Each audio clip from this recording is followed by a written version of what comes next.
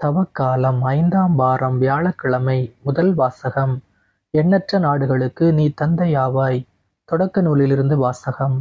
17ஆம் அதிகாரம் 3 முதல் 9 முடிய உள்ள இறை வார்த்தைகள். அந்நாட்களில் ஆபிராம் பணிந்து வணங்க கடவுள் அவரிடம் கூறியது: உன்னுடன் நான் செய்து கொள்ளும் உடன்படிக்கை இதுவே. எண்ணற்ற நாடுகளுக்கு நீ தந்தையாவாய்.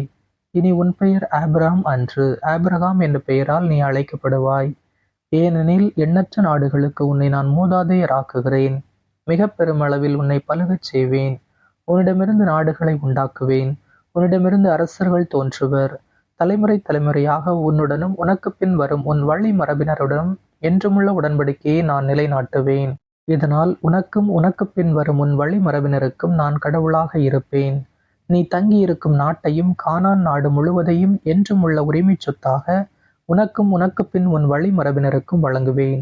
நான் அவர்களுக்கு கடவுளாக இருப்பேன் என்றார். மீண்டும் கடவுள் ஆபிரகாமிடம், நீயும் தலைமுறை தோறும் உனக்குப் பின் வரும் உன் வழி மரபினரும் என் உடன்படிக்கையை கடைபிடிக்க வேண்டும் என்றார். ஆண்டவரின் அருள்வாக்கு. இறைவனுக்கு நன்றி. பதிலுரை பாடல் பல்லவி. ஆண்டவர் தமது உடன்படிக்கையை என்றென்றும் நினைவில் கொள்கின்றார். ஆண்டவர் தமது உடன்படிக்கையை என்றென்றும் நினைவில் கொள்கின்றார். ஆண்டவரையும் அவரது ஆற்றலையும் தேடுங்கள். அவரது திருமுகத்தை இடையராது நாடுங்கள். அவர் செய்த வியத்தகு செயல்களை நினைவு கூறுங்கள். அவர்தம் அருஞ்செயல்களையும் அவரது வாய்மொழிந்த நீதி தீர்ப்புகளையும் நினைவில் கொள்ளுங்கள். பல்லவி. ஆண்டவர் தமது உடன்படிக்கையை என்றென்றும் நினைவில் கொள்கின்றார்.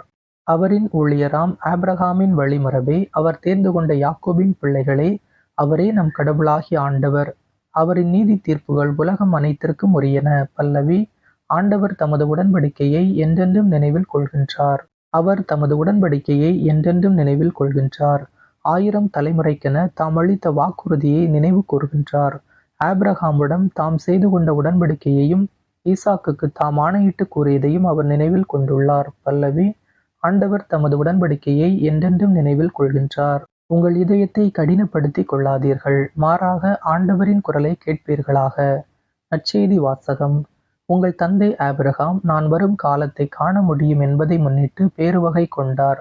யோவான் எழுதிய தூய நற்செய்தியிலிருந்து வாசகம்.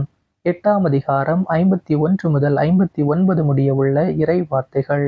அக்காலத்தில் இயேசு யூதர்களிடம், என் வார்த்தையை கடைபிடிப்போர் என்றுமே சாக மாட்டார்கள் என உறுதியாக உங்களுக்கு சொல்கிறேன் என்றார்.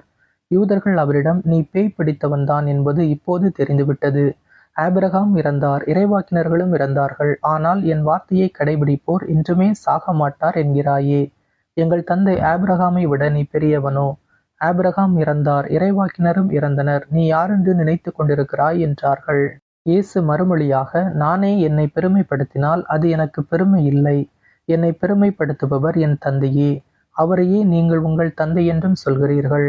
ஆனால் அவரை உங்களுக்கு தெரியாது, எனக்கு தெரியும். எனக்கு அவரை தெரியாது என நான் சொன்னால் உங்களைப் போல நானும் பொய்யனாவேன். அவரை எனக்கு தெரியும், அவருடைய வார்த்தையையும் நான் கடைபிடிக்கிறேன். உங்கள் தந்தை ஆபிரகாம் நான் வரும் காலத்தை காண முடியும் என்பதை முன்னிட்டு பேருவகை கொண்டார்.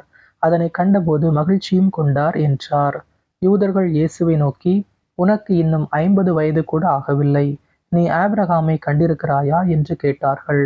இயேசு அவர்களிடம், ஆபிரகாம் பிறப்பதற்கு முன்பே நான் இருக்கிறேன் என உறுதியாக உங்களுக்கு சொல்கிறேன் என்றார். இதை கேட்ட அவர்கள் அவர் மேல் எறிய கற்களை எடுத்தார்கள். ஆனால் இயேசு மறைவாக நழுவி கோவிலிலிருந்து வெளியேறினார். ஆண்டவரின் அருள்வாக்கு. கிறிஸ்துவே உமக்கு புகழ். இன்றைய சிந்தனை. வாக்கு மாறாத கடவுள். ஆபிரகாமோடு ஆண்டவராகிய கடவுள் உடன்படிக்கை செய்து கொண்டார். சக மனிதரோடு செய்து கொள்ளும் உடன்படிக்கை மாறி போகலாம், மீறப்படலாம். ஆனால் கடவுளோடு செய்து கொள்ளும் உடன்படிக்கை என்றென்றும் நிலைத்திருக்கும். கடவுள் தமது உடன்படிக்கையில் தம்மை இஸ்ரேல் மக்களின் தந்தையாக வெளிப்படுத்தி மக்களை தம் சொந்த பிள்ளைகளாக ஏற்றுக்கொண்டார். கடவுள் தமது உடன்படிக்கைக்கு உண்மையாக இருந்த போதிலும் இஸ்ரேல் மக்கள் உண்மையாக இல்லை. மனிதர்கள் மாறலாம், ஆனால் கடவுள் மாறுவதில்லை. உடன்படிக்கையின்படி நடப்பவர்களை அவர் ஆசீர்வதிக்கிறார். இன்றைய நற்செய்தியில், என் வார்த்தையை கடைபிடிப்போர் என்றுமே சாக மாட்டார் என்கிறார் இயேசு. இதை மேம்போக்காக புரிந்து கொண்ட யூதர்கள் அவரோடு வாக்குவாதம் செய்கிறார்கள்.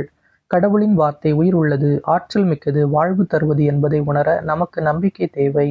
அந்த நம்பிக்கை இருந்தால் நாம் இறைவனின் உடனிருப்பை உணரலாம். நம்பிக்கையை வரமாக கேட்போம். இயேசுவுக்கே புகழ். இயேசுவுக்கே நன்றி.